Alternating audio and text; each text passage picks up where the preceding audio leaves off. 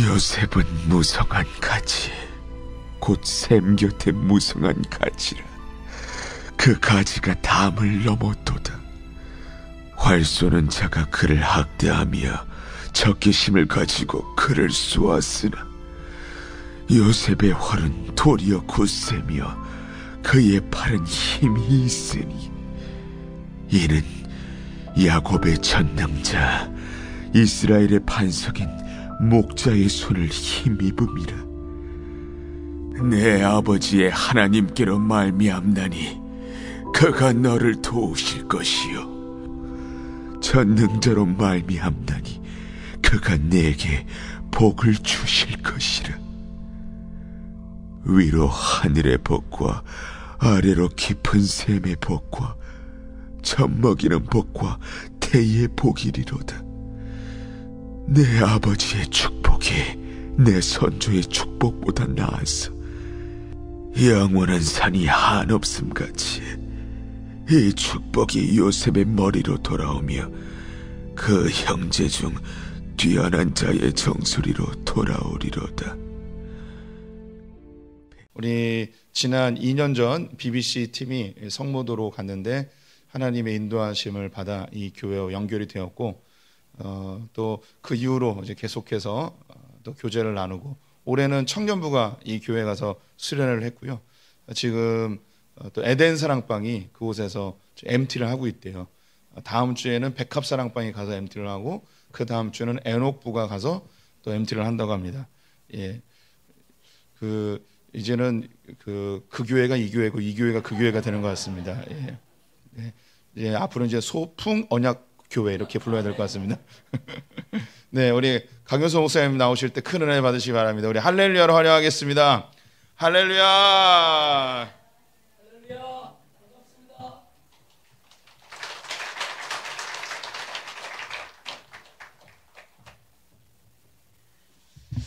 할렐루야. 반갑습니다. 소풍교회는 너무너무 저희 한 가족 같아요. 나는 우리 목사님 또 우리 봉사 오셨던 팀장님과 팀원들 너무너무 감사하고요. 너무너무 행복했습니다. 다시 한번 초청해 주셔서 감사합니다.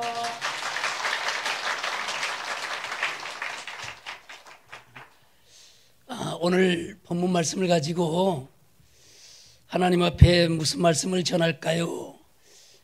고심을 하면서 말씀을 생각해 봤어요. 그랬더니 하나님께서 오늘 4대가 받는 복, 이 말씀을 소풍교회 가서 전했으면 하는 그런 감동을 주셔서 오늘 이 본문 말씀을 택했습니다. 여러분이 알다시피 우리는 아브라함의 하나님, 이삭의 하나님, 그리고 야곱의 하나님, 그러면 3대밖에 안 되잖아요. 그러면 한 대가 더 내려오려면 요셉의 하나님. 할렐루야. 근데 또 공교롭게 저의 이름이 요셉이에요. 그런데 오늘 저는 하나님께서 제 이름을 주셨을 때에 하나님, 제가 감히 예수님 아버지 되는 요셉이라고 하면 저는 가히 몸둘 바를 모르겠습니다. 그래서 저는요, 야곱의 11번째 아들 요셉으로 하겠습니다. 그래서 제 이름을 요셉이라고 이렇게 계명을 하나님께서 해주셨어요. 원래 제 이름은 저희 아버님, 부모님께서 세북종, 일어날 기, 일찍 일어나서 종을 쳐라. 그러니까 어떻게 보면 목사가 돼야 될 그런 사명이 있었던 것 같아요. 근데 이것을 한문으로 아닌 한글로 종기라고 이렇게 하다 보니까 문제가 뭐냐? 제가 어렸을 때요, 곰발, 종기가 얼마나 많이 났는지 온몸이요 상처 투성이었어요. 그리고 이 종기가 나게 되면 말이죠, 이 입이고 눈이고 이게 딱 달라붙어 가지고 아침에 눈이 안 뜨이잖아요. 또 입이 열리지를 않잖아요. 그러니까 눈을 뜨고 입을 뜨려고 안간 힘을 뜨다 보니까 어렸을 때 어떤 습관이 들었냐면요.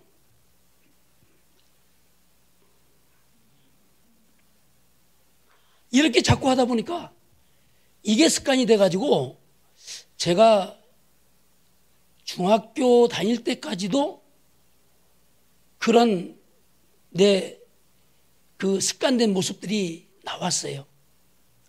근데 하루는 저희 바로 이 형님이 야, 너는 뭐 잡아먹는 것처럼 자꾸 눈을 깜찍하고 입을 착 이렇게 벌리냐. 야, 그거 참 보기 흉하다. 그래서 그때 그걸 고치려고요. 정말 애쓰고 노력 많이 했습니다.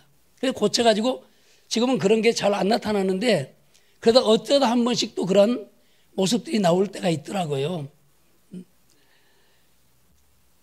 그래서 종기 곤발이 너무너무 많이 나가지고 몸이 어렸을 때부터 참 약했던 것 같아요. 그래서 이제 저희 아버님이 들에 나가면 깨밭에 가서 개구리를 잡아와요. 왜냐하면 일반 개구리보다 깨밭에서 깨부러지 먹고 자라는 그 개구리가 아주 토동토동하게 살이 쪄요.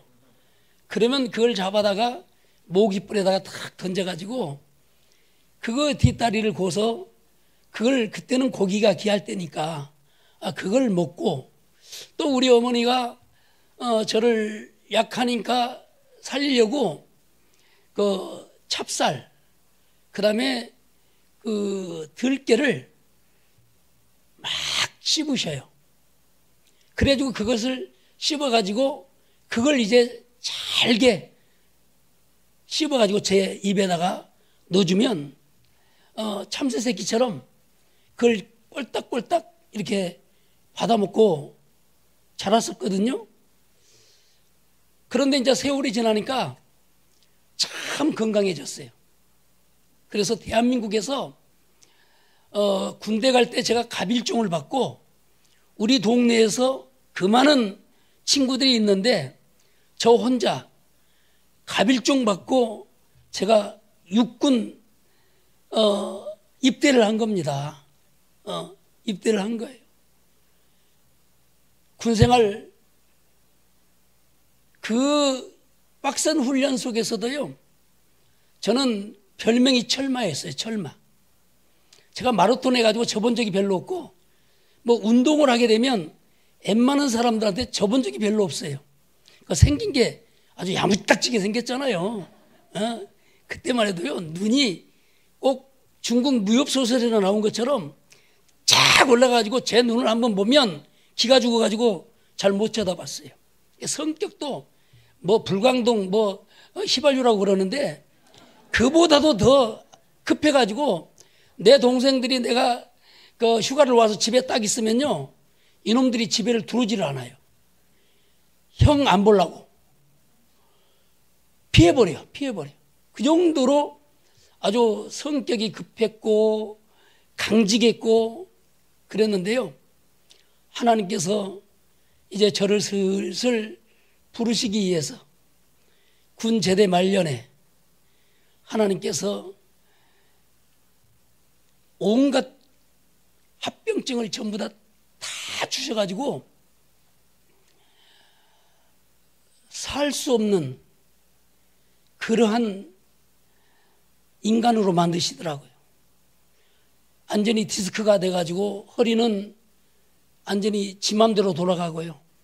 앉을 수도 없고 설 수도 없고 게다가 이 심장도 안 좋죠. 위도 안 좋죠.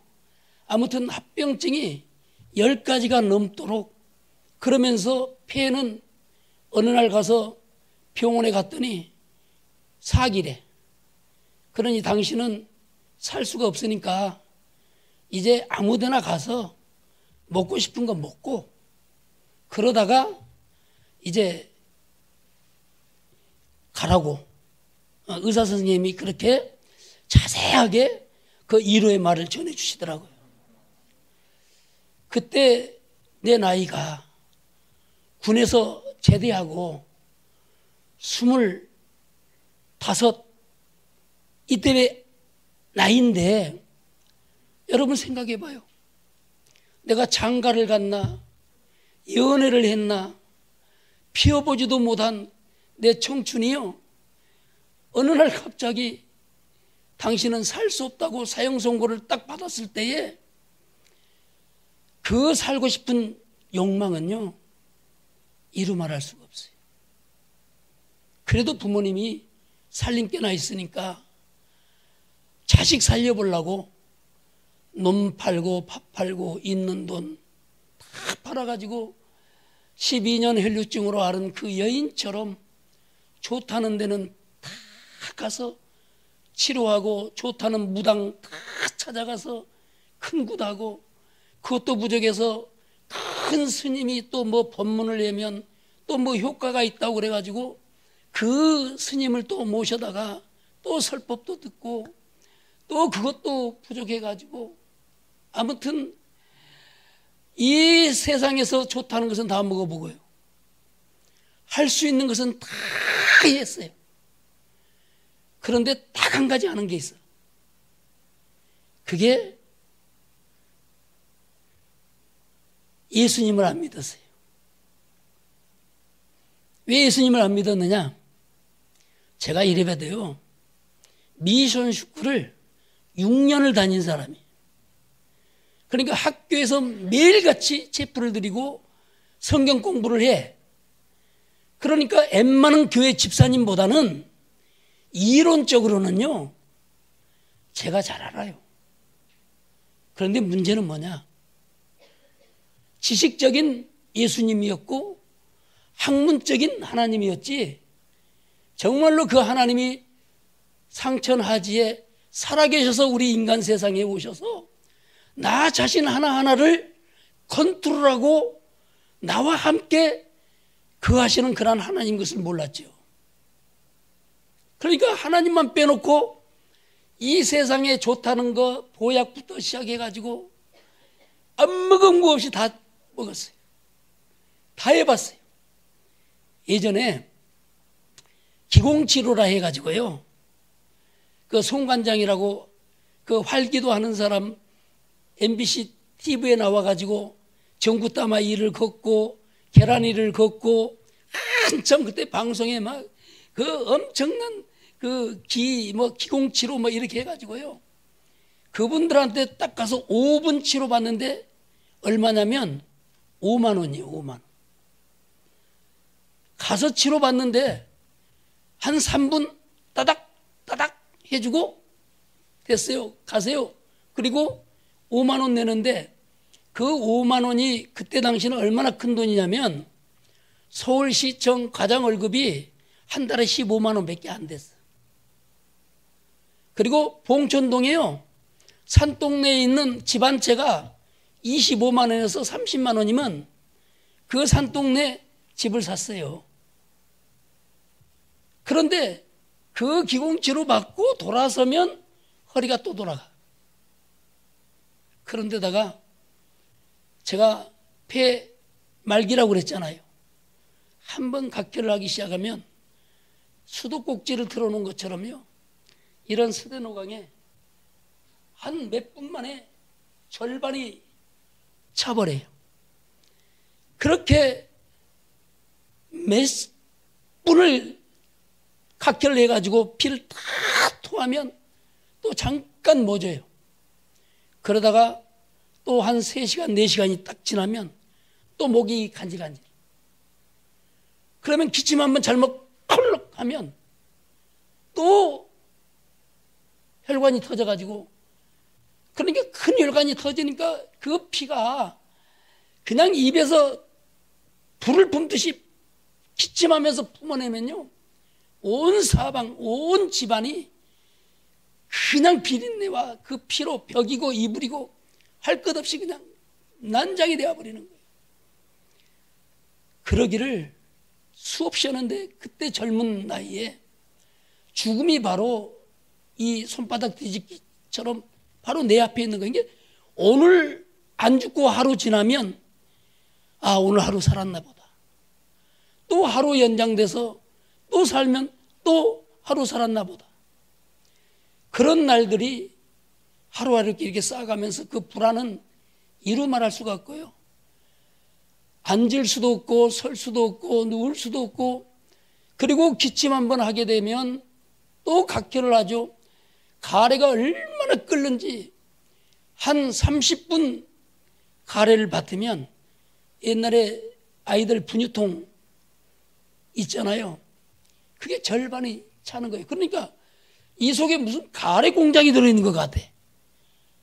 가래 공장이 들어있어가지고 기침만 하면 가래가 이게 뱉어내야 되는데, 그게 남들 보기에 얼마나 흉측합니까? 그리고 혈액이잖아요. 폐병이잖아요. 제가 그 폐병약을 얼마만큼 먹었냐면요, 아마 가만히로 넘게 먹었을 거예요. 지금은 약들이 개발돼 가지고 조그맣게 나오잖아요. 우리의 폐결에 걸려 가지고 그 폐병 걸린 사람이 약을 먹으면 파스라고 하는 게 있어요. 파스라고 하는 것을 한 주먹씩 먹는 거예요. 한 번 먹을 때. 그 파스가 뭐냐면 석회 있죠, 석회. 그냥 석회를 갖다가 정제해 가지고 그 동글동글하게 이 손가락 이 중간 마디 정도로 이렇게 큰 거예요. 그것을 한 주먹씩 이렇게 먹어 가지고 그것이 몸속에 녹아 가지고 그 폐를 석회질화 시켜서 더 이상 궤력균이 그것을 갉아 먹지 못하도록 그렇게 했던 것이 이 예전의 궤력약이었단 말이에요. 그러니까 그것을 매일같이, 그 다음에 주사를 맞아야 되는데 그 주사를 매일같이 병원에 가서 맞을 형편이 안 되잖아요. 그러니까 직접 약국에 가서 그때는 주사기하고 스트랩토마이신하고 증류수를 사와가지고 그것을 내가 다 잘라가지고 주사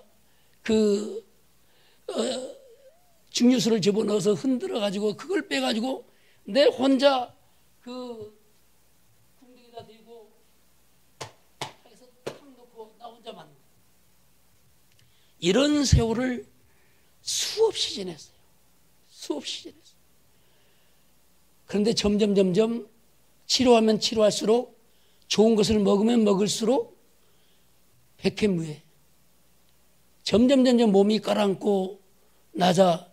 그러더만은 결국은 크게 각혈을 한번 하고 한 달 동안 식물인간 되다시피 완전히 그냥 꼼짝 못하고 그냥 몸져 누웠죠. 나는 우리 사랑하는 사모님께서 멋진 남자 따라오라고 해가지고 제가 15일 월급 딱 받아준 것이 지금까지 우리 사모님에게 드려본 월급의 전부입니다. 그때는 제가 깡으로, 악으로 아픈 거, 궤력 걸린 거 속이고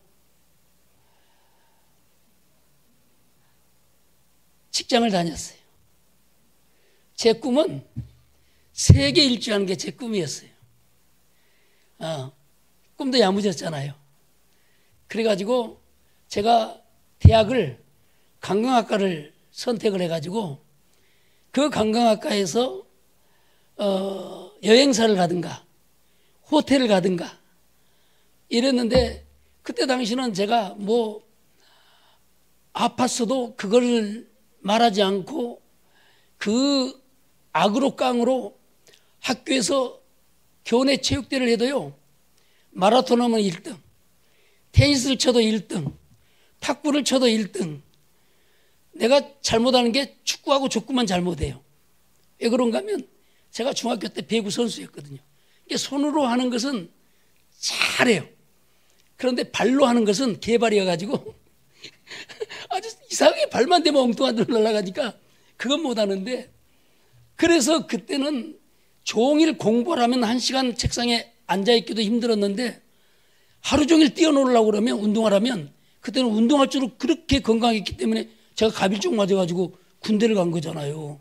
근데 군대에서 이제 하나님께서 디스크로 인해 가지고 폐병으로 인해 가지고 온갖 위, 심장, 뭐 뇌할 것 없이 열 몇 가지 그 합병증으로 인해 가지고 도저히 의사가 살 수 없다고 딱 사형 선고를 내린 그러한 상황 속에서 우리 사모님을 제가 꼬셨어요.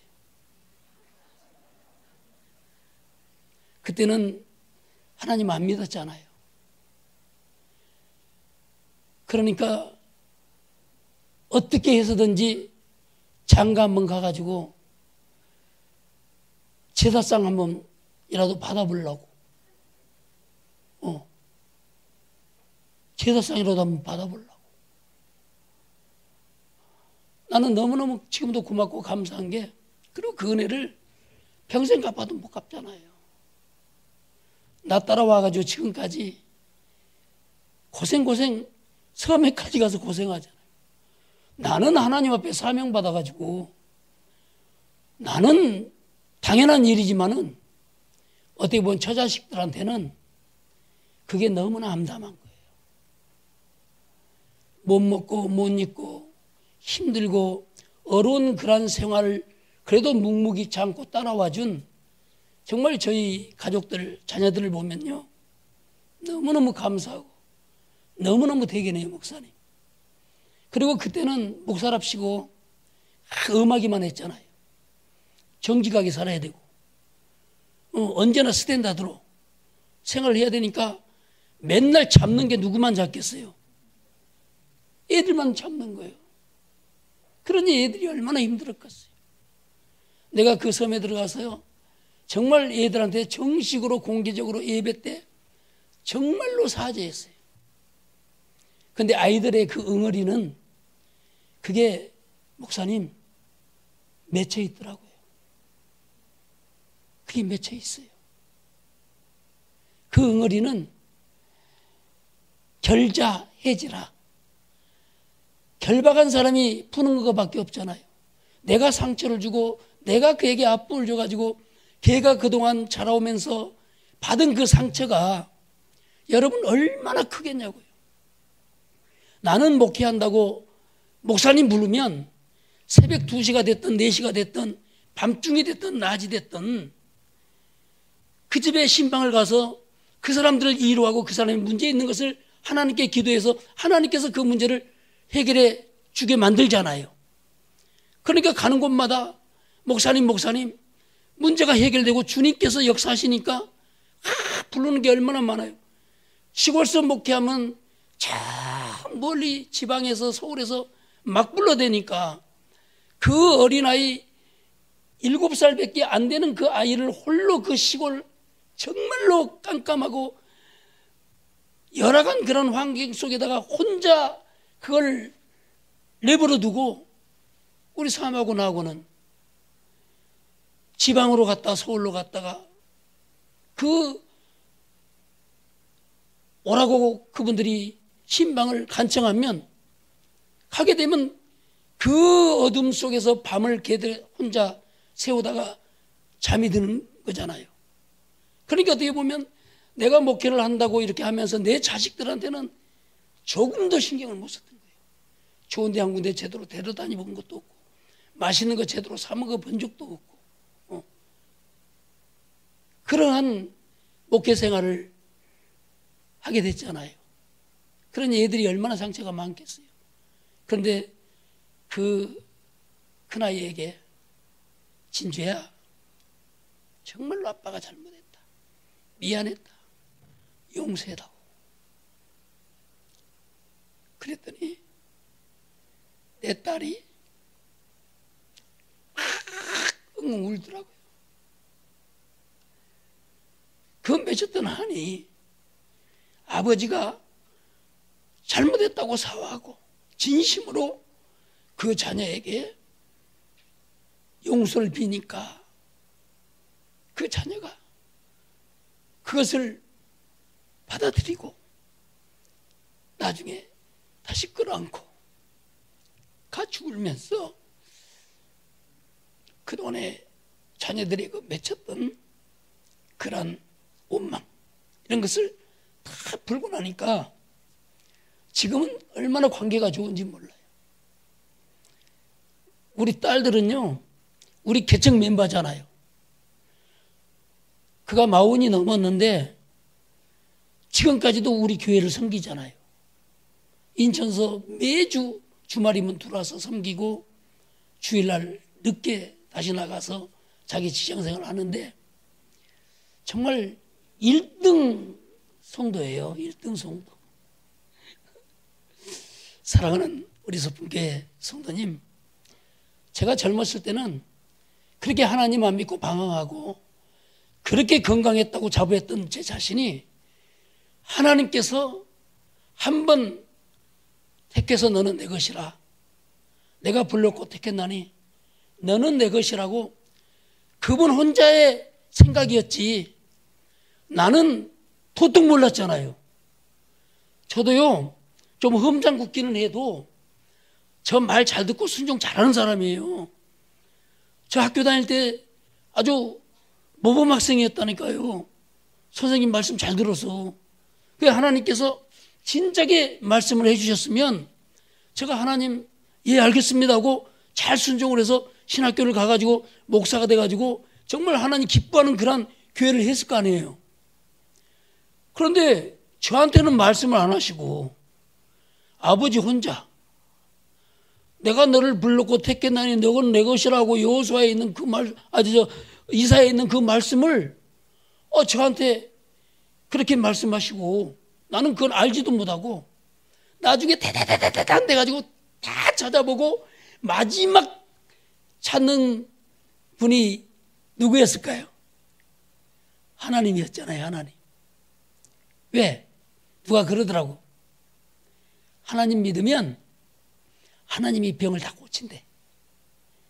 하나님이 다 살리신대. 그런데 믿음 없던 제가 그 소리가 들릴까요? 믿어질까요? 안 믿어지죠. 이 학교 공부가요 참 잘 못된 게 뭐냐면 인간은 약해서 뭔가 의지할 대상을 만들어낸 게 신이라고 그랬잖아요. 그래서 인간은 종교가 있어야 되고 그 종교를 의지해서 산다고 이렇게 이야기를 했잖아요.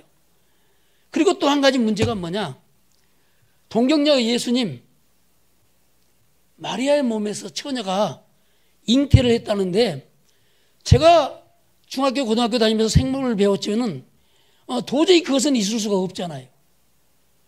그러니까 이게 짤막한 지식을 가지고는 하나님을 우리가 이해할 수가 없는 거예요. 알 수가 없는 거예요. 그런 것들이 결국은 뭐냐, 하나님을 믿는 그 믿음을 방해하는 거예요. 그래서 제가 가장 큰 문제가 바로 뭐였느냐면 동정녀 탄생의 이 문제. 처녀가 어떻게 애를 낳아? 남자고 어떻게 저렇게 해야 뭐 애가 만들어져서 애가 나오는 거지. 그러니까 그 얄팍한 그 생각을 가지고 그것이 문제 해결이 안 되니까 믿을 수가 없는 거예요. 하나님을 나갈 수 없는. 여러분도 가만히 생각해 보세요. 그런데 이런 이 문제가 언제 깨졌느냐? 언제 이게 깨졌느냐? 언제 깨졌을까요? 태초에 하나님이 천지를 창조하시는, 하나님이 천지 창조하셨을 때 뭘로 창조하셨어요? 하나님이 천지를 창조하실 때 뭘로 창조하셨어요? 말씀으로 창조하셨잖아요. 그러면 말씀으로 능히 마리아 몸속에 아이 하나 만드는 게 그게 일이겠어요? 문제겠어요? 전지전능하신 분이라고 하시는데 그분이 못할 일이 뭐가 있어요? 능치 못할 일이 없는 그분이 못할 일이 없잖아요. 그런데 우리는 학교에서 배웠던 조그만 얄팍한 생물, 학적인 그 지식을 가지고 하나님의 동정녀 그 사건에 대해서 거부감을 가지고 모든 성경은 거짓말이다.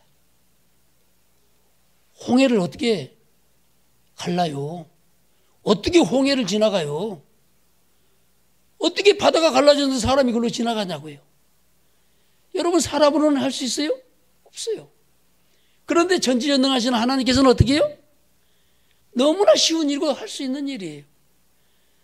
그러니까 우리가요 하나님을 아는 것이 아니라 하나님을 믿는 데 있는 거거든요. 믿음이 없이는 하나님을 기쁘시게 못하나니. 지금까지 우리는 하나님을 아는 그 지식이 하나님과 우리 사이를 멀어지게 만들었고, 하나님의 기적과 이적과 능력 모든 것들을 부정하게 만들고, 그리고 하나님의 역사하신 그 모든 것들을 우리는 거부해왔던 거거든요. 그런데 제가 그것이 완전하게 믿어지는 계기가 있었어요. 그게 이제 다 죽게 돼가지고 마지막 목사님을 통해서 그 하나님을 만나게 되는 놀라운 기적을 경험하고 체험하게 됩니다. 세상에 하나님 나 같은 사람을 어떻게 그렇게 택해서 자녀 삼아주시고 이렇게 목사의 반열에 들게 하셔서 지금 여러분 앞에서 내가 백골이 진토되어 썩어져가지고 넋이라도 있고 없고 정말 그 큰 뼈다귀 몇 개 남아있을 그러한 상황 속에 내가 지금 살아서 여러분에게 말씀 전하고 있잖아요. 하나님은 위대하십니다. 하나님 살아계십니다. 할렐루야. 여러분이 그 하나님을 지금 만나시라는 거예요. 부족한 저를 통해서 예수님이 필립에게 그랬거든요. 내가 아버지를 보이라 하느냐? 나를 본 자는 아버지를 보았느니라 그러셨잖아요. 그렇지는 못하지만은 여러분이 지금 제가 서 있는 저를 보시면 하나님 살아계심을 믿으시길 바랍니다. 보시는 것으로 확신하시길 바랍니다. 그분이 나를 살려서 지금 여러분에게 말씀을 증거케 하시잖아요. 그렇지 않으면 제가 어디 살았겠어요? 이미 죽어서 흔적도 없이 사라질 그러한 사람이었죠. 사랑하는 성도 여러분, 제가 그런 하나님을 몰랐어요. 그런 하나님을 모르고 엉뚱한 데 가서 그 많은 공을 들이고 시간을 들이고 물질을 들여서 다 허비하고 나니까요, 이제는 먹을 양식 하나 없어요. 우리 아이들 낳아가지고 먹을 것이 없고 끼니가 없어가지고요, 아이들 100일 때 돌 때 두런 그 옷을 다시 맡기고 음식점에 가서 그 음식을 재료를 사가지고 그렇게 생활을 했어요. 집도 절도 없는 그러한 생활을 했어요. 어디 궁지까지 몰렸느냐? 오갈 데가 없어가지고 결국은 하나님이요, 교회 사찰로 드리는데 나는 일할 수가 없잖아요. 송장과 마찬가지니까. 그러니까 우리 사모가 그래도 젊었잖아요. 그때 나이 25밖에 안 됐잖아요. 그 25, 그 어린 사랑받고 귀하게 자랐던 그 사모가 세상천지 교회 한 300명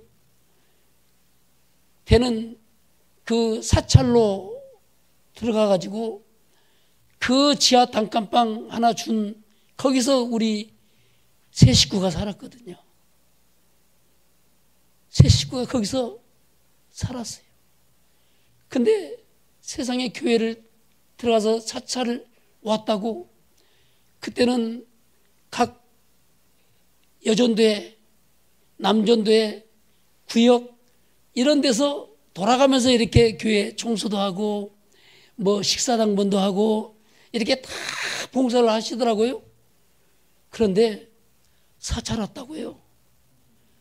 사찰 왔다고 한 사람도 와서 청소하는 사람도 없고 식사하는 사람도 없고 정말 우리 어린 사모가요, 애 하나, 그 갓난 애 하나 데리고 남편은 그냥 골골하고 오늘 죽을지 내일 죽을지 모르는 그 남편 그 건사하면서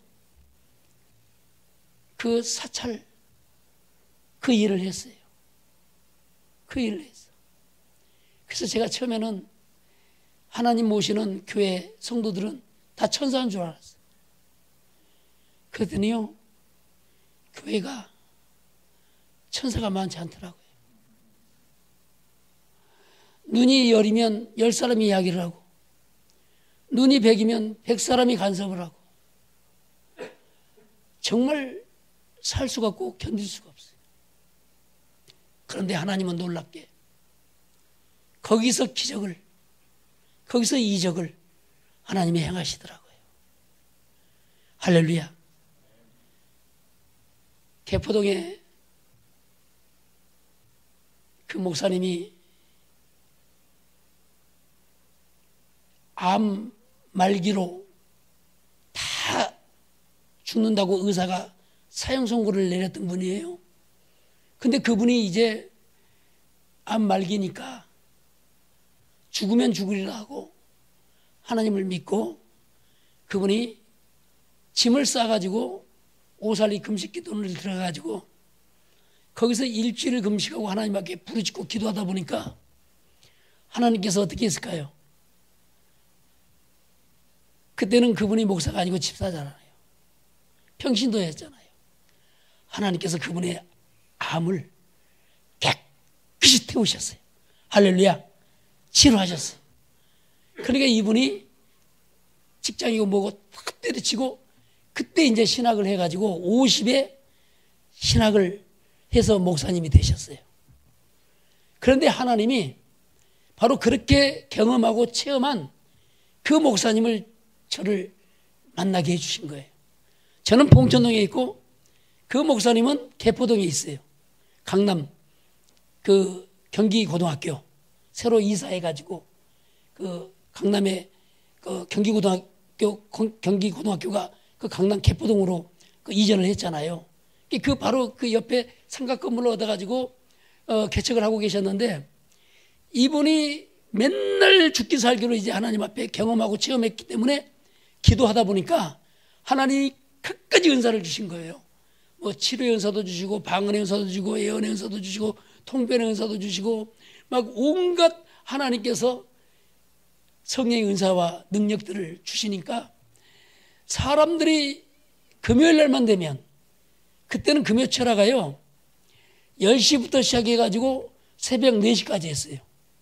4시에 끝나면 잠깐 기다렸다가 5시에 새벽 예배 마치고 이게 철회가 끝나는 거예요. 지금처럼 뭐 대충 이렇게 하고 12시 전에 끝난 게 그게 철회가 아니에요. 밤을 새야 철회하지.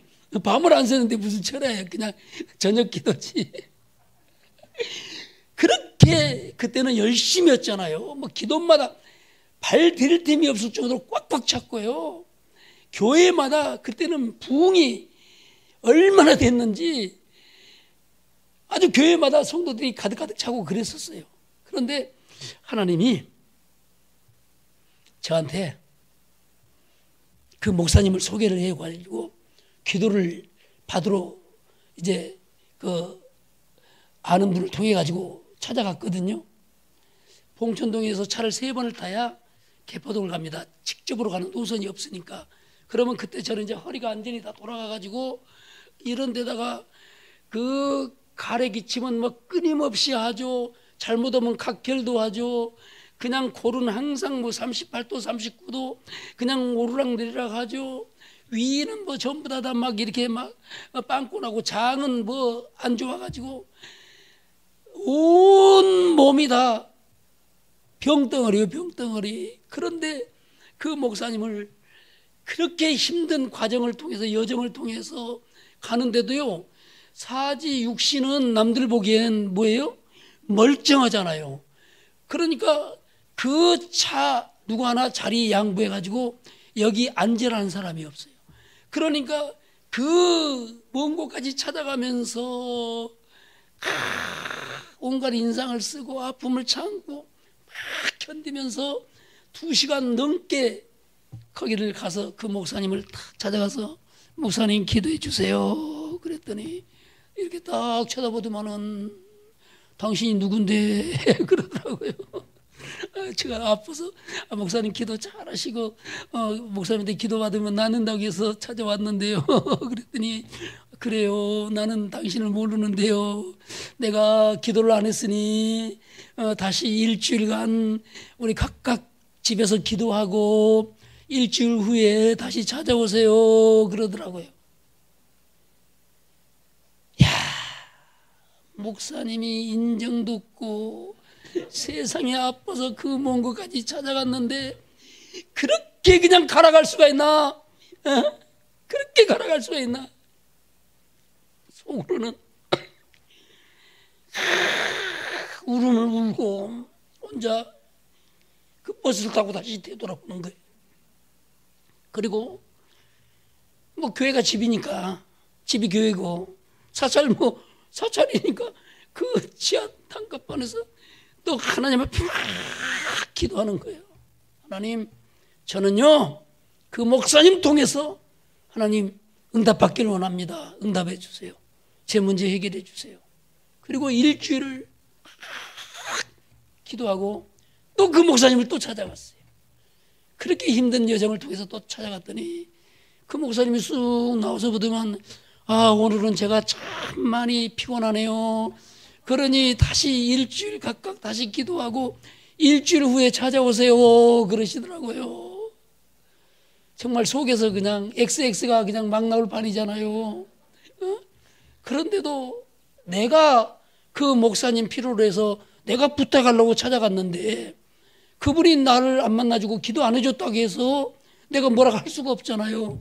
그래서 울면서 그 차 매달려 아파가면서 하나님, 회개, 그것이 이제 하나님께서 그 과정들을 보시는 거예요. 과정들.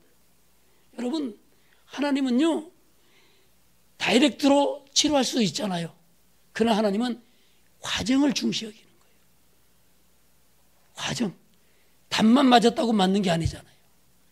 그 수학 문제를 풀 때 그 공식이 맞아떨어져서 답이 맞아야 그것이 제대로 알고 정답이 되는 것이지. 그러니까 또 어떻게 해요? 부탁하는 사람 나고 목사님 아쉬운 사람은 난데, 그러니까 또 하나님 앞에 막 울고 매일 기도하는 거예요. 그러니까 그때는요 기도하는 것밖에 없잖아요. 아프니까 누가 일도 안 시키잖아요. 생각해 보면요, 목사님 그때가 가장 행복했고 그때가 가장 은혜로웠고요. 정말 그것이 하나님이 내게 주신 은총이었더라고요. 은총. 뭐 밥 세 끼 다 먹여주지. 그리고 뭐 잘 때 있죠. 그러니까 하나님 앞에 자나깨나 할 수 있는 게 뭐밖에 없어요? 기도밖에 없는 거예요. 무슨 기도? 하나님 나 살려주세요. 하나님 나 살려주세요. 하나님 나 살려주세요. 내 인생 너무나 피워보지도 못하고 이렇게 가기 너무 아깝습니다. 너무 억울합니다. 하나님 나 살려주세요. 하나님 앞에 땡깡 기도를 하는 거예요. 그리고 또 일주일 떼서 금요일 날 그 먼 데를 또 덜컹거리는 차에 매달려서 누구 하나 자리 하나 양보하지 않고, 그때만 해도 사람들이 많아가지고 의자 앉는다는 게 하늘의 별따기잖아요. 갔더니 그 목사님 또 그러시더라고요. 아, 내가 오늘 신방을 어디를 갔다 왔는데 너무 고단해가지고 안 되겠다고. 그러니 다시 가서 일주일 기도하고 또 만나자고. 근데 여러분, 그게 목사님의 생각이었을까요? 그게 목사님의 마음이었을까요? 아니에요. 아닙니다. 거기에는 하나님의 섭리가 계시는 거예요. 왜?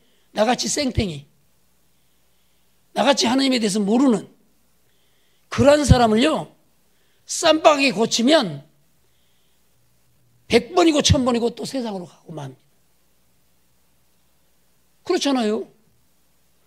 예수님을 따랐던 그 많은 환자들이 죽을 자들을 살려줬더니 나중에 예수님 다 떠났잖아요. 제자들에게 너희도 가려느냐?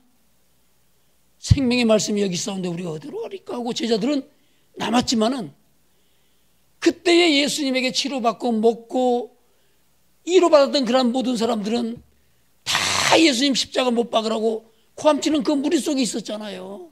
그러니까 우리가 그런 과정 없이 하나님이 쌈박이 그때 하나님을 만나게 해서 어떤 기적과 이적과 경험을 체험하게 했다면 제가 아마 목회 중간에 그만두고 아마 세상으로 몇 번 내려갔을 거예요. 그런데 하나님은 계속해서 그 목사님을 통해서 나를 단련하고 나를 실현하는 거예요. 그래도 여러분 놀라운 거 있잖아요. 생명을 하나님이 안 거둬가셨잖아요. 살려주고 계시잖아요. 여러분 산 사람은요, 희망이 있고 소망이 있잖아요. 여기 소망이 있잖아요, 소망. 그때 나의 소망은 뭐예요? 사는 것이 소망이에요. 우리나라의 소망은 통일이 소망이지만 나는 이게 살아남는 게 소망이잖아요.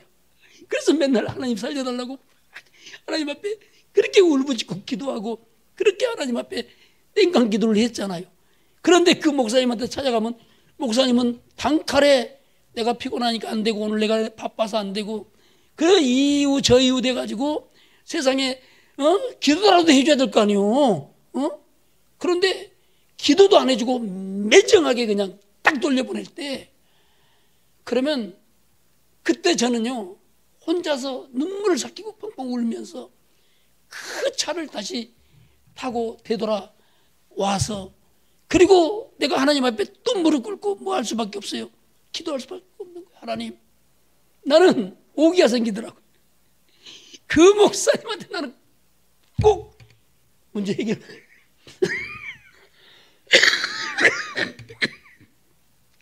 여러분 이해하세요? 제가 옛날에 뭐라고요? 폐병정이어가지고 한 번씩 이렇게 기침이요 막 팍 터지고 막 이럴 때가 있어요. 그런데도 하나님이 살려주시고요. 죄일하면 숨이 안 가쁜데 세상이라면요 얼마나 지금도 숨차고 가쁜지 몰라요. 혹시 여러분 가운데 하기선 사모님이라고 하시는 분 있어요? 찬양하고 간증하고 많이 그분도 그 집회를 다니시는 분이신데 그 하기선 사모님이 별명이 쌕쌕이에요. 근데 그분이 나하고 마산 계력병원에 동기동창이에요. 그런데 다 죽는다고 했던 그 사모님이요 지금도 하나님이 들어서 지금도 사용하고 있어요. 그 강화에서 그분도 강화에서 저희 저 사모님들 어려운 그런 사모님들을 이렇게 그 이로해주는 그리고 또 대학을 이렇게 열어서 가르쳐주는 그 귀한 사역을 하셔요. 하기선 사모라고. 언제 한번 그분을 모셔다가 또 이렇게 간증 집회 같은 걸 하면 여러분들에게 많은 은혜가 될 거예요. 예, 그 사모님이 처녀 때 18살 때 그 마산 계력병원에 들어와가지고 다 죽는다고 다 포기했던 그러한 사람이고 저는 그 마산 계력병원에서요 계량약 일체가 다 면역이 그 뭐예요? 그 뭐라게 안 듣는 거? 그 저기 저 약발이 안 먹히는 거 있잖아요. 내성이 와가지고 약발이 안 받아가지고 영구대상자. 그러니까 이제 뭐 그런 이야기 이제 저런 이야기 하겠지만은 아무튼 그 목사님을 통해서 끝까지 소망을 놓지 않고요. 그 목사님을 통해서 저는 하나님 이 문제 해결받고 싶습니다. 제 문제를 해결해 주세요.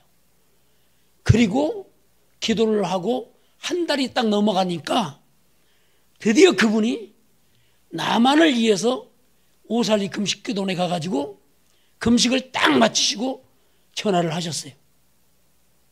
오늘 금요 철야 집회 때 오라고. 그날이 우리 어머니 60 해갑잔치 하는 날인데 서울에 시골에 손님들이 잔뜩 와가지고 뭐 난리 구슬하고 있는데 나는 그 어머니 해갑잔치도 못 보고 내 골방집에서 맨날 피토하고 기침하느라고 갈 수가 없어요. 그런데 이제 전화로 오라고 그러니까 누군가 데리고 가야 되잖아요. 우리 사모는 어린 데다가 우리 큰아이가 그때 돌 조금 지난 그 시기인데 그 애를 들쳐업고 어머니가 저를 이제 같이 해서 그 개포동에 있는 목사님을 찾아갔더니 1부 말씀 끝나고 이제 2부 은사 집회 기도 문제 놓고 이제 그 축복해 주는 그 시간들이 있잖아요. 그래서 그 시간에 사람들이 다 기도받고 맨 꼬레비로 이제 제가 이제 목사님 기도를 딱 받는데 뭐라고 시부렁거리더만은 뭐라고 시부렁거리더만은 그냥 웃고 소재로 딱 들어가 버리시더라고요. 아니 그 시부렁거리는 소리를 내가 어떻게 알아요? 그러니까 이제 옆에 있는 전도사님이 그 목사님 따라가가지고 아니 목사님 그냥 그렇게 하시고 들어가 버리시면 어떻게 합니까? 무슨 말씀이라도 해 주셔야죠. 그러니까 이제 목사님이 다시 이제 나오셔가지고 저를 앞에 의자에 딱 앉히시고 장로님, 전도사님 두 분 그리고 목사님 이렇게 저를 잡으라고 그러더라고요. 그리고 이제 머리에다 손을 딱 짚고 그게 이제 방언이었는데 방언이 얼마나 우습던지 그냥 듣고 있으면 그냥 막 까르르하고 웃을 수밖에 없어요. 그렇잖아요. 방언이 멋지게 하는 그런 방언도 있지만은 그냥 따따따따 룰루룰 이런 그 방언은 정말 옆에서 듣기도 막 무섭잖아요. 그러니까 그렇게 이제 방언을 하시고 통변을 하시고 방언을 하시고 통변을 하시고 이렇게 이제 하시면서 그분이 그러시는 거예요. 이 사람은 하나님께서 책임지는 사람이다. 그러니까 다른 사람은 고칠 수도 없고 이 사람을 위해서 조언해 줄 수도 없고 기도해 줄 수도 없고 하나님이 직접 손을 볼 사람이기 때문에 당신은 지금 하나님 명령하셨으니 일주일 하나님이 금식을 명하셨다. 그러니 산으로 가든지 들어가든지 바다로 가든지 당신 가고 싶은 데로 가가지고 일주일 금식을 해라. 그러면 하나님께서 3일 되던 날 당신을 치료하시고 성령을 선물로 주신대요. 근데 내가 금식을 해봤어요. 방언이 뭔지를 알아요. 성령의 은사가 뭔지를 알아요. 근데 딱 한 가지 알아듣는 것은 뭐냐면 하나님이 치료하신다고 하는 거. 할렐루야.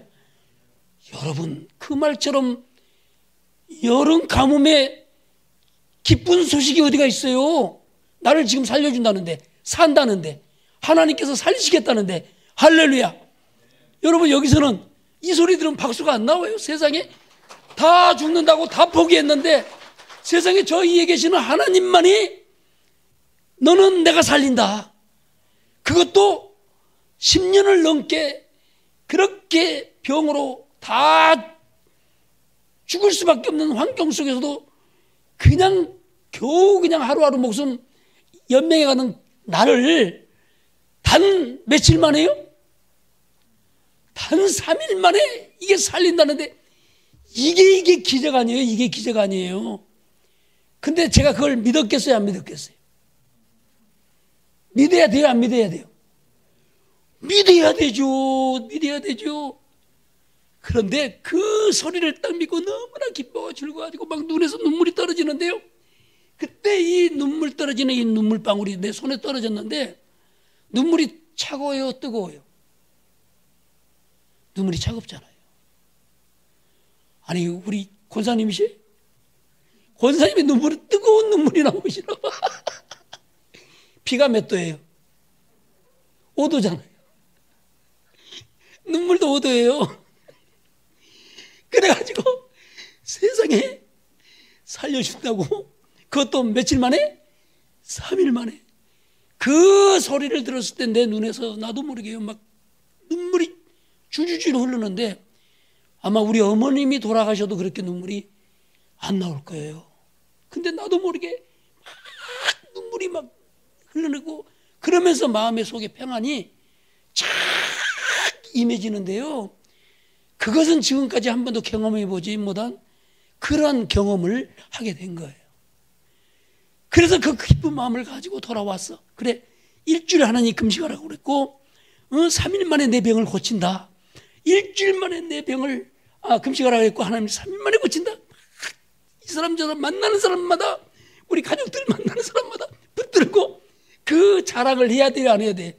막 해야 되잖아요. 다 죽는다고 그러는데, 아니 하늘에 계신 분이 살려준다고 그랬는데, 그래가지고 이야기를 하고 하루 지나고 이틀 지나고 집에서 가만히 있다 보니까 세상에 사단이가 내 마음속에 와가지고 뭐라 그러냐면, 야, 네가 살 것 같냐?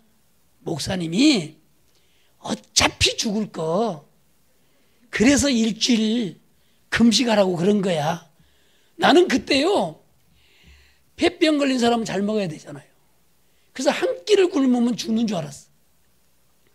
그런데 일주일 굶는다고 한번 생각해 봐요.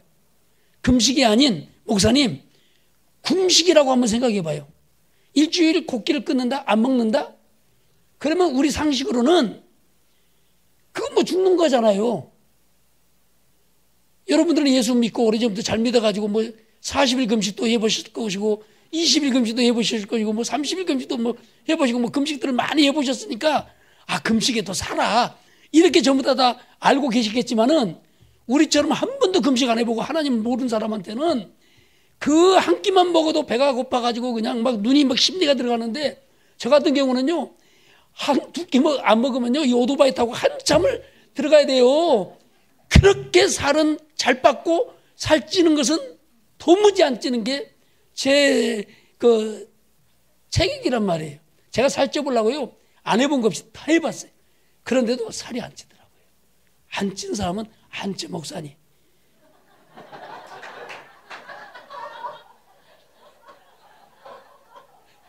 목사님, 안 찐 사람 안 찌더라니까. 그렇게 그냥 막 온갖 거 다 해봐도 살쪄보려고 별거래도 안 찌더라니까. 그런데요, 그때 이제 내 마음속에, 그래, 이제 하나님 믿고 금식기도 해야지. 그런데 마귀는 뭐라고요? 아니야, 너 고칠 수 없으니까 그냥 일주일 금식하면 그냥 굶어 죽는 거야. 그러니까 내가 그때 어떻게 결심했게요?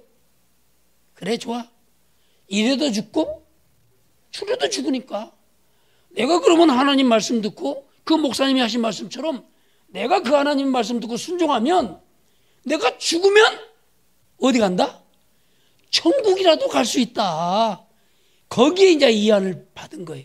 그러니까요, 우리 한번 따라합시다. 어디까지 가봤니? 한번 해봐요. 어디까지 가봤니? 여러분, 주님 믿는다 하면서 여러분의 믿음을 가지고 어디까지 가보셨어요? 어디까지 가보셨어요? 그런데 하나님의 기적과 이적과 능력은요, 마지막 끝까지 가서 안 됐을 때에 하나님은 그때서 역사하시더라고요. 아멘? 그러니까 에스더처럼 죽으면 죽이라고 작정하고 내가 죽기를 각오하고 주를 위해서 죽겠다고 딱 마음 굳혀버리면요, 그때 하나님께서 살 길을 여시는 거예요. 그런데 살아보겠다고 이 방법 저 방법 이렇게 핑계 저렇게 핑계 대가지고 하나님의 말씀을 자꾸 거역하고 불순종하고 가게 되면요, 그 사람은 다 죽더라고요. 다 실패하더라고요. 그러니까 우리 주님이 말씀하셨잖아요. 나를 위하여 죽고자 하는 자는 살 것이요, 너를 위하여 살고자 하는 자는 정령 죽으리라. 아멘. 그래서 저는요, 한 가지 제가 정말 그 믿음을 제대로 훈련을 받았던 게 바로 그거가 있어요. 죽으면 죽으리라는 신앙. 죽으면 천국 간다. 죽으면 영생을 얻는다. 이렇게 생각하고 이렇게 사는 사람한테는요, 여러분 겁날 거 하나도 없어요. 염려될 거 하나도 없어요. 그런데 살려고 하다 보니까 이게 막 겁이 나고 두근두근하고 조마조마하는 거예요. 자기 생명을 딱 내려놔 버리면요, 그때 하나님께서 역사하셔요.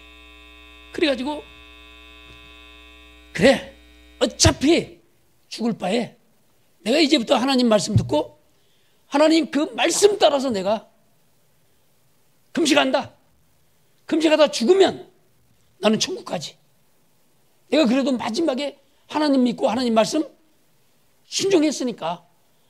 일주일에 하나님이 금식하라고 그랬잖아요. 그 죄종 통해서, 목사님을 통해서 하나님이 내게 하신 말씀이잖아요. 그러니까 내가 그 말씀을 딱 붙들고, 사단아, 나는 금식하다 죽어도 나는 하나님 말씀 따라서 순종할 거야. 그랬더니요, 마귀는 그때 이 사람은 도저히 안 되겠다 하면 떠나는 거예요. 할렐루야. 근데 뭔가 여운을 남기면요, 절대로 마귀는 안 떠납니다. 절대 마귀 안 떠나. 아주 그냥 사생결단을 해야 돼요. 그래서 죽기까지 마귀하고는 싸워야 돼요. 아멘? 마귀하고는 죽기까지 싸워야 돼요. 우리의 영원한 대적이잖아요. 그 마귀는 능력도 우리보다 훨씬 크잖아요. 우리 힘과 우리의 능력, 우리 재주 가지고는요, 마귀를 못 이겨요. 왜? 그 마귀는 하나님이 이 세상에서 가장 완벽한 자로 창조한 창조물이에요.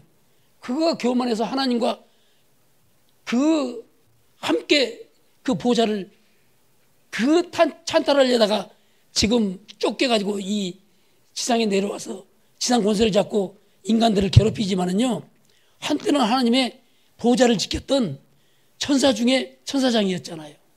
그런데 그가 능력이 얼마나 많아요. 그러니까 그는 사람 죽이는 것도 할 수 있고요, 별 기적과 이적과 능력도 다 할 수 있어요. 그러니까 우리가 나중에 이 은사, 능력 이것만 보고 저게 하나님이다 이렇게 장담 못해요. 내가 나중에 그것까지 여러분에게 정말로 경험과 체험을 통해서 하나님이 내게 주셨던 그런 그 모든 그 비밀들을 다 나중에 말씀해 줄 텐데 그 하루에 다 못하거든요. 그래서 그때 딱 작심을 해버리고 저희 어머님이 저를 인도해서, 우리 집사람은 이제 애가 있고 또 먹고 살아야 되니까 또 직장을 다녀야 되고 이러니까 우리 어머니 보호자가 돼가지고 자 새벽같이 오셨더라고요. 보따리 하나 싸가지고. 그래서 제가 가게 된 게 오살리 금식기도 거기를 가가지고 거기서 결국 하나님 만났고요. 이렇게 치료돼서 하나님이 살리셨고요. 그리고 그때 은사를 주셔가지고 그 은사와 능력을 가지고 제가 북미를 다니면서 치유하는 치료 강사로 그렇게 한동안에 그 뻑적지근하게 우리 네노라는 우리 한국 그 부흥사 목사님들과 함께 그 활동을 했었어요. 우리 부흥사의 대부라고 하면 신영균 목사님이시잖아요. 그 목사님과 여의도 집회, 잠실 집회, 그 밖에 또 연합 집회로 많이 이렇게 다니면서 한때는 부흥사 활동을 했는데 어느 날 갑자기 하나님께서 너 성모도 딱 들어가라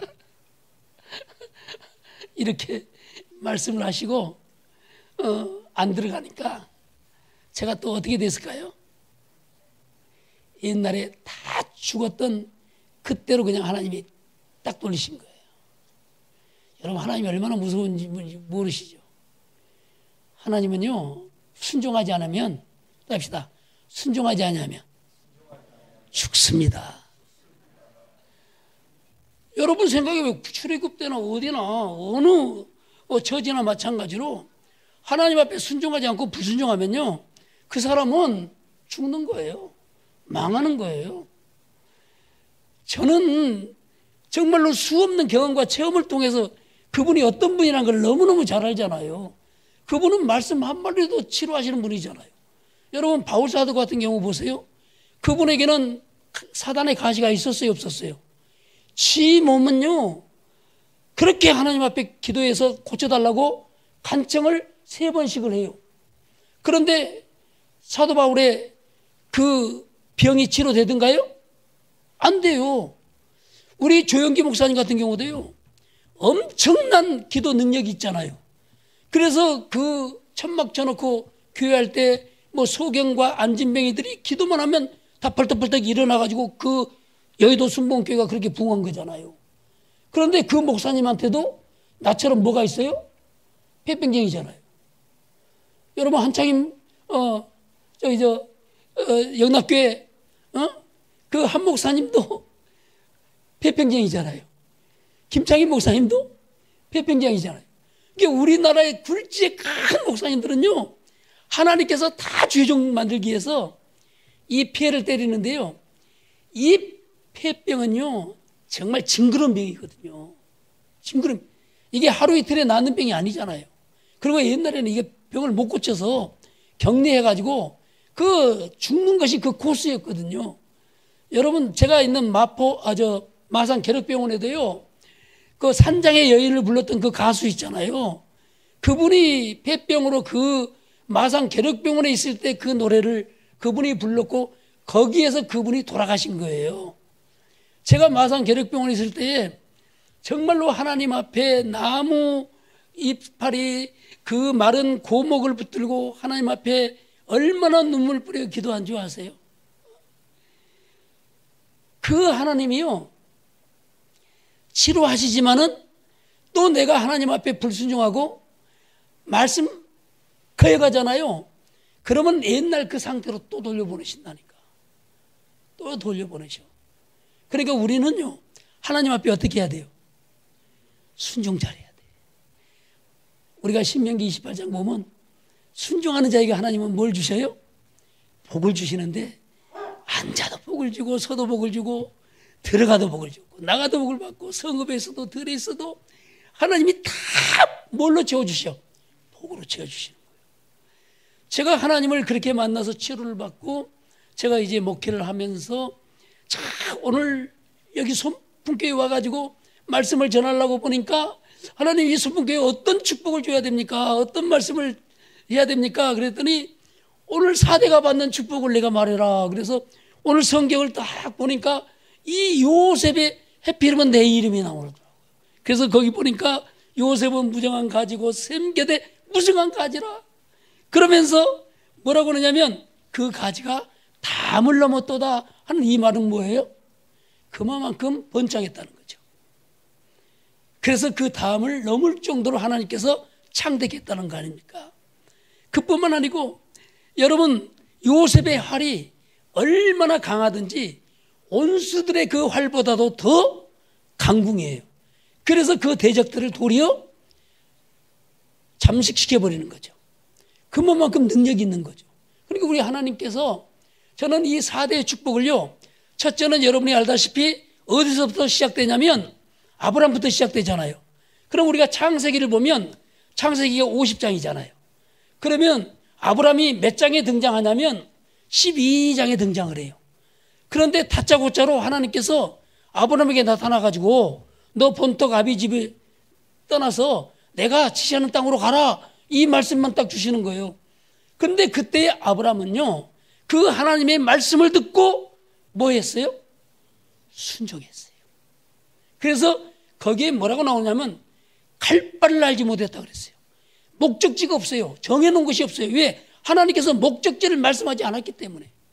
그런데 그런 상황 속에서 이삿짐을 다 따고 가족들을 다 거느리고 그 낯선 땅을 향해서 나그네 길을 간다?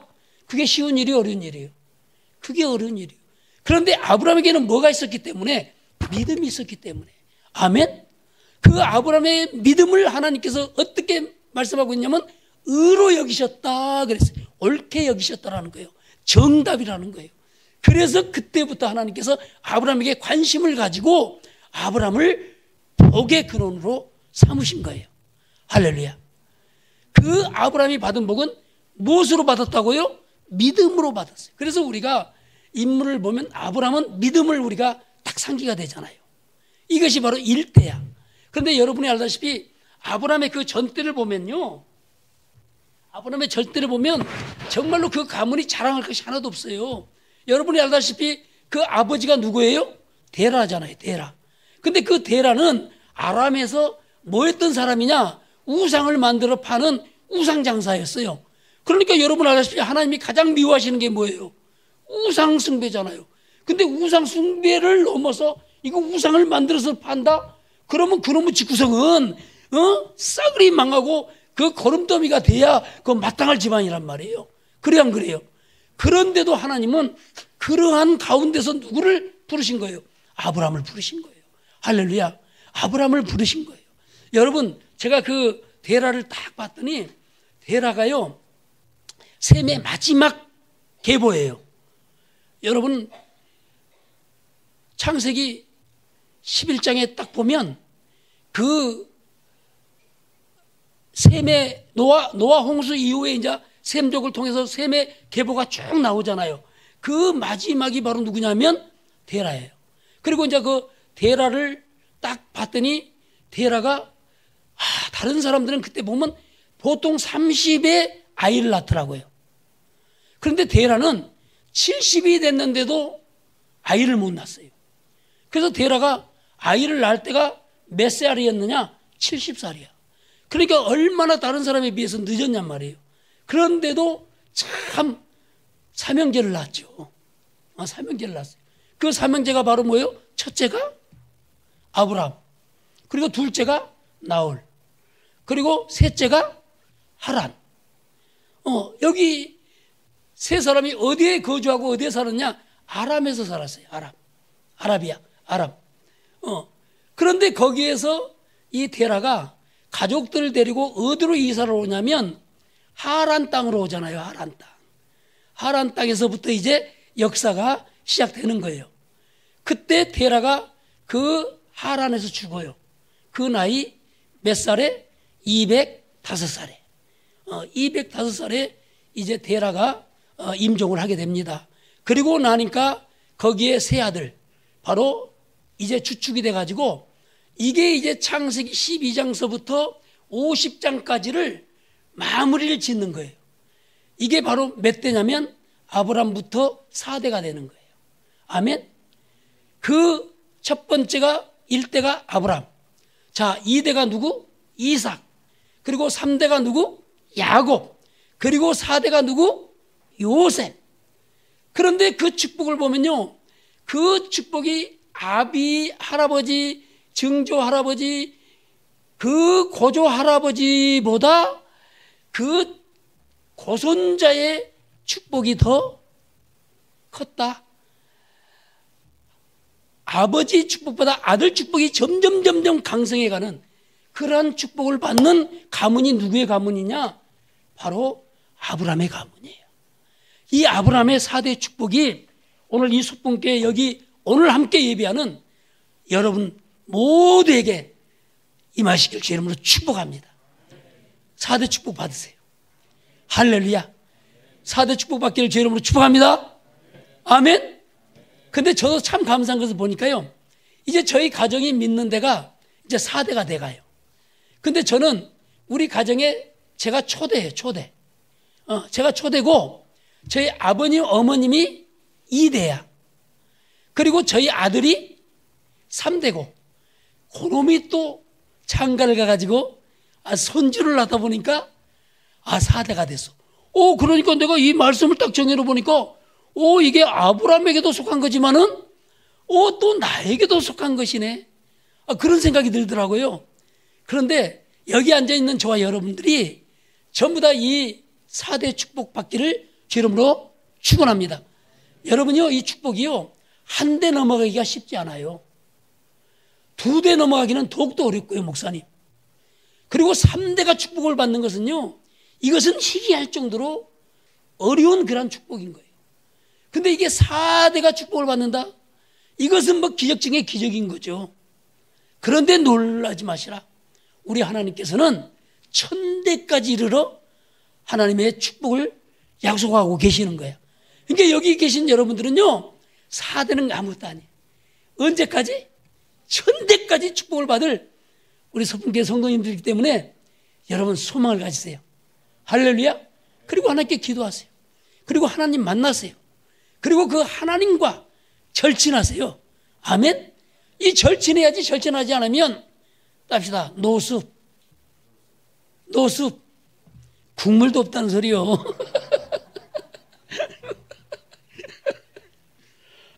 아브라함은요, 믿음을 가지고 축복을 받았어요. 나는 또 이것을 준비하면서 더 놀라운 것을 보는 게 뭐냐면요, 아브라함은 그 결혼을 다른 어떤 부족과 결혼하지 않았잖아요. 항상 자기 아비 집에 있는 그 형제들하고 결혼을 했잖아요. 그러니까 아브라함과 사레가 사촌 오빠 누이 동생 그 관계잖아요. 그리고 또 여러분이 알다시피 이삭과 리브가도 또 사촌 관계잖아요.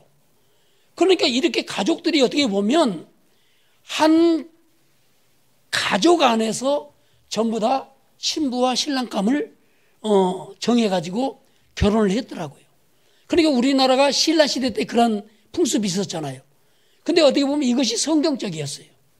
근데 요즘 사람들은 뭐 말하기를 뭐 그렇게 결혼하게 되면 그 근친이 돼가지고 뭐 잘못된 이 머리가 나온다고 그러는데, 우리가 이 성경에 보니까 전혀 근거 없는 소리더라고요.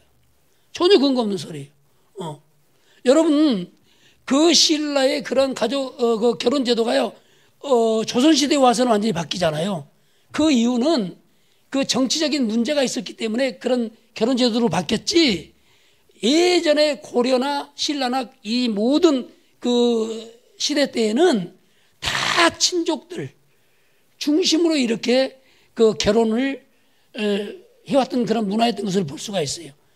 그런데 여러분이 알다시피 이 삼형제가요, 내가 이해할 수 없는 게 뭐가 있냐면, 자 보세요. 자, 아브라함이 있었잖아요. 그러면 아브라함은 사레하고 결혼을 했잖아요. 그런데 그 나홀이 문제야. 나홀이. 자, 나홀이 누구하고 결혼을 했어요? 나홀은요, 여러분 알다시피 동생이 누구였어요? 하란이잖아요. 그 하란이 낳은 딸, 그 딸이 나홀의 아내가 된 거예요.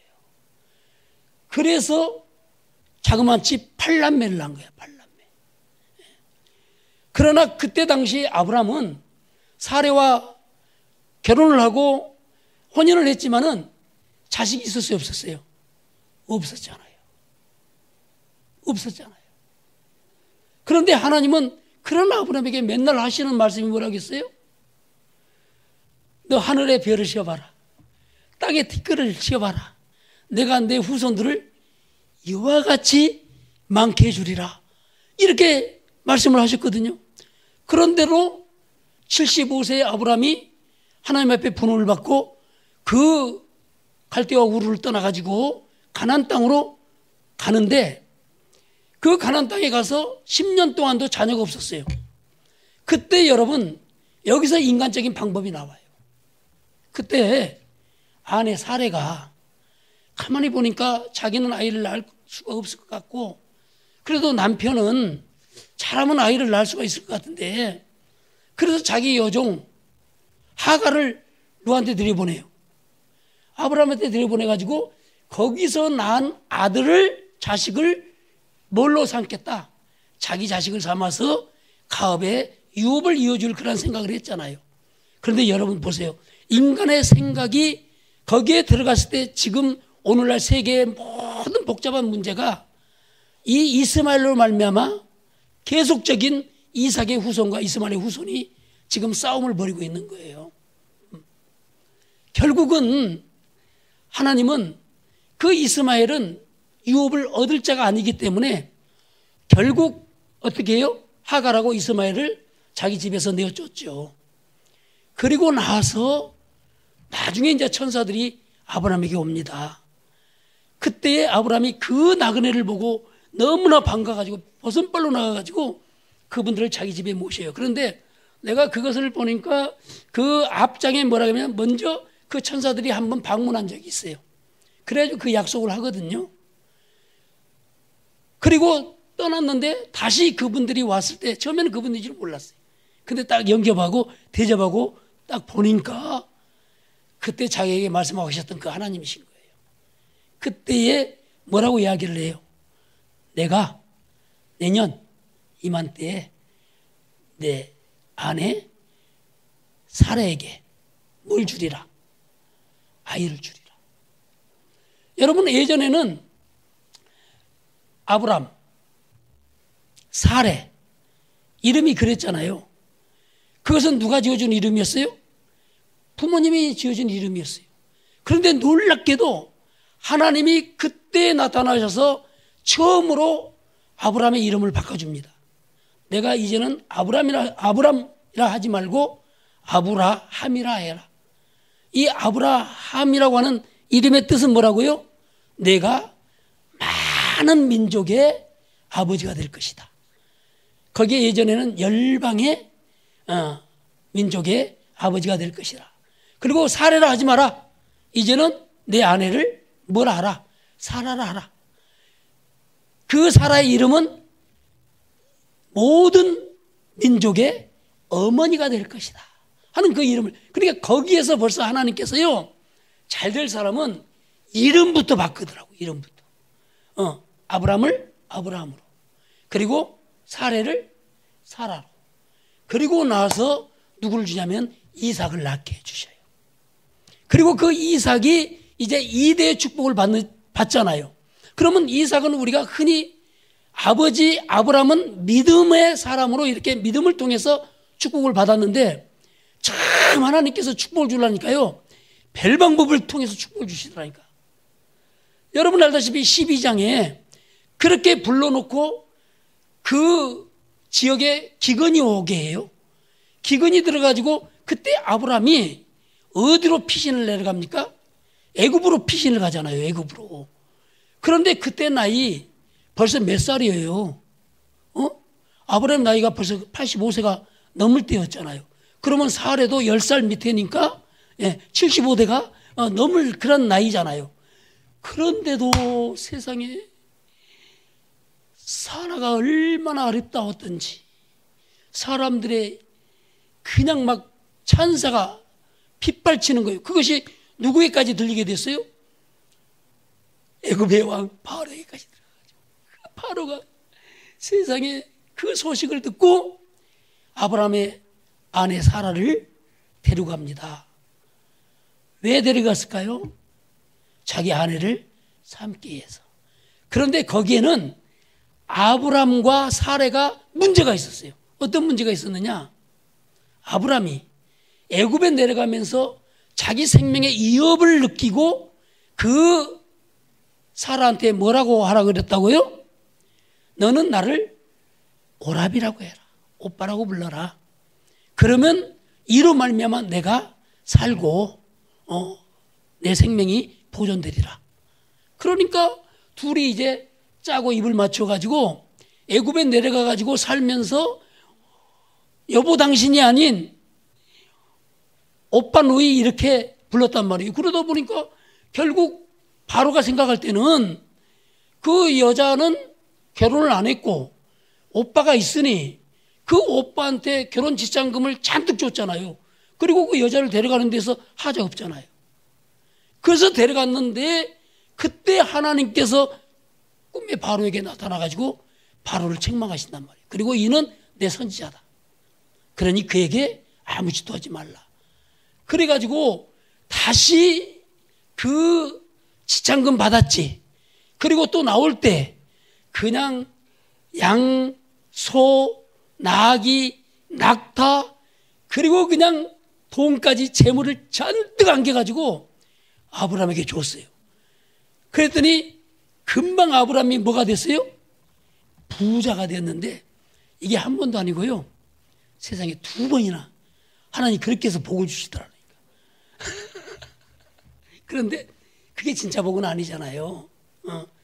하나님은 아브라함을 복을 주시고 그냥 복으로 이렇게 명령을 하셨어요. 그래서 우리도 아브라함을 축복하면 축복을 받아요. 반면에 아브라함을 저주하면 저주를 받습니다. 그러니까 여러분들이요, 우리 믿는 사람들을 자꾸 축복해야 돼. 성도들을 자꾸 축복해야 돼. 목사님을 자꾸 축복해야 돼요. 장로님, 권사님을 자꾸 축복해야 돼요. 할렐루야. 그러면 축복이 자주 오게 될 줄로 믿습니다. 그래서 일대는 바로 믿음을 통해서 축복을 받았어요. 그리고 나머지 2대, 3대, 4대는 다음에 말씀을 드리겠습니다. 우리 기도합니다. 참 좋으신 우리 아버지 하나님, 주의 크신 은혜와 사랑 너무너무 감사합니다. 부족한 종을 이곳까지 불러주셔서 그동안 주님의 그 간증을 통해서 서로 이로 나누게 하시고 우리 소풍교회를 통해서 더 놀라운 하나님의 기적과 이적과 능력을 하나님 나타내사 하나님 큰 아버지의 뜻을 이루게 하여 주시고 우리 목사님과 우리 성도들을 통해서 영광을 받아 주시옵소서. 영광을 받아 주시옵소서. 성도들 가정들마다 은혜가 넘치게 하시고 축복이 넘치게 하시고 평강이 넘치게 하시고 하나님의 기적과 이적과 능력의 역사가 나타나게 도와 주시옵소서. 예수님 이름으로 기도합나이다.